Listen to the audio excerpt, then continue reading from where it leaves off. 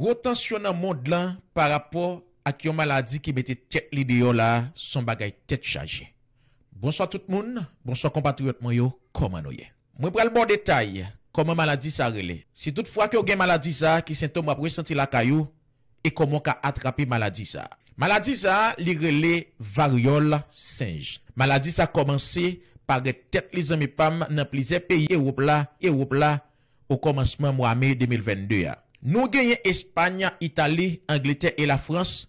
Maladie ça geta mette tête li dehors, en pile monde geta frappé par maladie ça qui relè variole singe là. Moi pas vle que nous confondre maladie variole singe là avec épidémie variole que nous connaissons longtemps. Maladie ça, son maladie qui sorti la caille bête yo qui transmet ak moun. Comment que vous capable prendre maladie ça?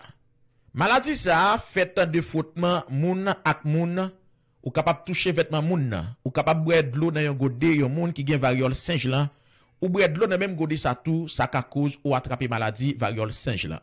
Si moun nan mette yon rad, li gen maladie variole singe là ou prend même rad ça ou mette sou ou bien quel que soit ça que le toucher ou même ou toucher le tout, gen possibilité pour transmission virus là lui-même li rive joindre. Lè que ou infecté par variole singe là, qui ça ko capable ressentir la caillou? Ou capable sentir gros tête fait mal accompagné avec fièvre. Ou capable gen tous. Ou capable gen glande dans gorge, ou capable gen boule levé sous corps, dans gencive ou capable sentir un pile fatigue zami pam par rapport si toutefois que maladie ça l'état entré sous. Nous supposons être vigilants par rapport à maladie ça qui mette tête l'idée qui capable mettre la vie yon paquet moun en danger. Zamim rete vigilant parce que maladie ça fait paraître tête li nan moi meya, ça veut dire que maladie ça pas comprend monde là.